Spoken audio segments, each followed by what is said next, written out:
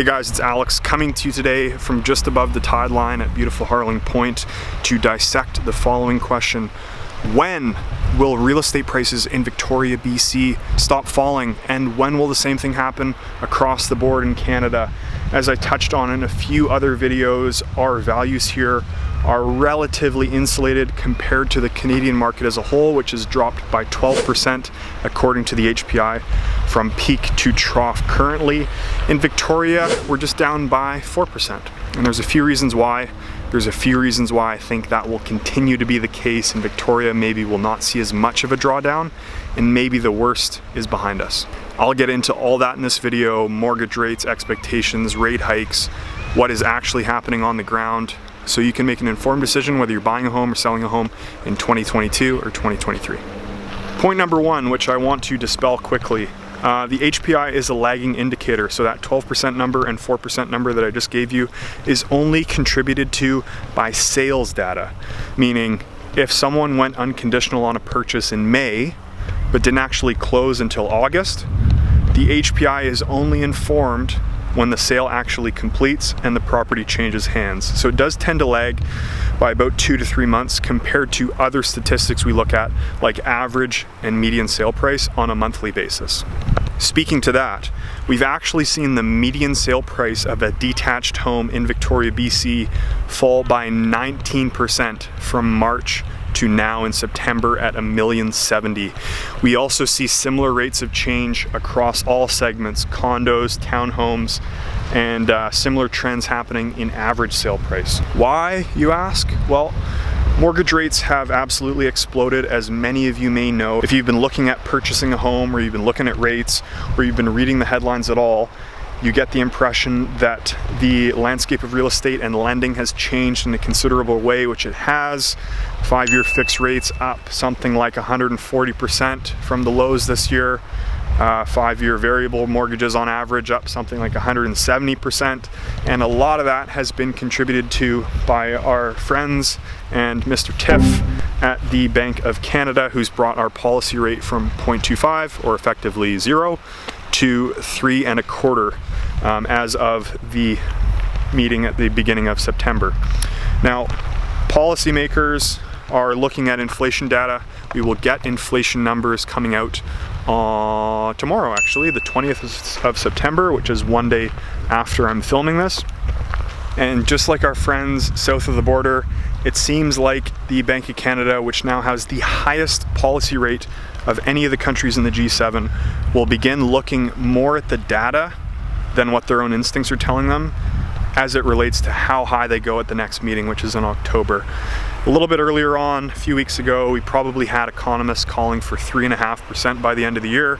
We're already at 3.25%, and now I think a lot of folks and banks are calling for about 3.75%, so another 50 basis points at the next meeting, which will continue to suppress housing activity, crush demand, and what they hope will do is help to slow down an overheated economy and inflation from becoming entrenched.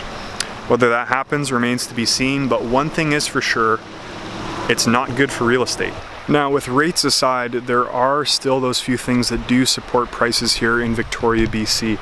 To name a few of them, we have an extremely strong rental market. We have the third most expensive median rent for a one-bedroom in the country, behind Toronto and Vancouver. We've just surpassed Burnaby, according to Zumper, and I expect that the rental market will continue to stay extremely hot because of limited housing availability. Much the same in new housing sales. Not a ton of property coming to market. In fact, our 5-year average, we're likely going to be off that for new listings in September. I'm working with a lot of buyers currently that are looking for properties, and that influx of property that we get as we get into the fall market has just not come in September. And it feels to me like we're hitting a bit of a gridlock or impasse where people are expecting prices to continue to draw down, and we're just not quite getting enough inventory for that buyer's market and trend in sales to active listings to persist. We're sitting just above 2,100 actives currently, and the challenge that I see moving forward is that historically That 5-year average of new listings as we enter October, November, December steadily decreases every single month. Now, sales activity will also drop, but I don't know if that ratio between sales and actives is going to shift in a meaningful way. That means prices continue to grind down even further. The other thing that I'm looking at is that the rate of change month over month for things like average and median is slowing down. We had big drops from March, April, May, June, and those have turned into just little blips in each subsequent month. Now, if I'm being very honest, I think a lot of these rate hikes haven't actually bled through into our market yet, but properties that are a little bit less mortgage or credit sensitive, people that have a little bit more on hand, and a lot of folks that are moving to Victoria, remember, are people that are retiring or downsizing or doing something else where they've cashed out of another market and are entering our little oasis on the coast here. So they may not need the same kind of leverage that we do in other parts of the country. So I've seen listings of mine, little downsized places for in or around $1 million. Those have been very hot, where other properties have been a little bit slower and a more normalized pace. Okay, jumping in here for my new home office, there will be a few clips from this place in the months to come, and hopefully it won't be as much of a white and turquoise mess. It will be fully painted and all done for you guys to see. But for now, I just wanted to interject and highlight something which I don't think I expressed very well in my clips there from Harling Point, which I'm just reviewing now.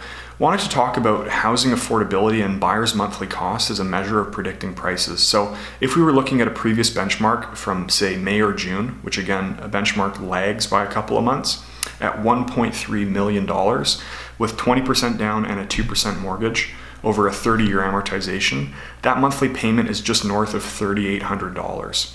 If we were looking at today's mortgage rates, you walk into TD and you negotiate a 5% mortgage, that payment, again, for $3,800 would need to be a purchase price closer to $900,000. So do I think the benchmark is going to fall from 1.3 by 30% down to $900,000?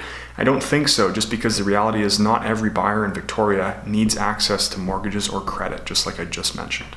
And if we look at some of the indicators that I've just mentioned on a monthly basis, like median sale price falling from peak to current by 19%, I think we could hazard a guess that a lot of that pain is already behind us, although there could be a little bit more to come, especially if there are fireworks at the next rate meeting in October. Perhaps the last thing that I'll leave you guys with as we project out into 2023, just because the Bank of Canada may or may not stop hiking in October and beyond, doesn't mean that they're going to start cutting immediately either. They'll probably hold there for quite a while, maybe a full year, which means it's going to be a lot more pain and suffering for people applying for mortgages, new credit origination, HELOCs, lines of credit, etc. That's going to be the case for a while, and I don't expect real estate to bottom and then skyrocket all over again. I think we'll be in for a long, slow drawdown and consolidation, and eventually we will get cutting rates and we will see things start to move back in a growth pattern. Can't say for sure what will happen in the real estate market in Victoria, but I do know a few things. One is people like to move here. We don't have a lot of property for sale, and many of these folks are making decisions based on affordability, but ultimately based on lifestyle. And if you want to live here and you need a house and you've either sold somewhere else or you make a bunch of money and you can afford to do it, you probably will. So I'll keep an eye on the market from here. I'm expecting a bit of a grind lower in the fall, but I'll keep you as apprised as I can as a lot of these events, new things like inflation data and rate hikes, continue to make changes to the Victoria, BC real estate market. If you guys have questions or concerns, thoughts, think I got it wrong, think I got it right, feel free to reach out to me, and I look forward to seeing you in the next one.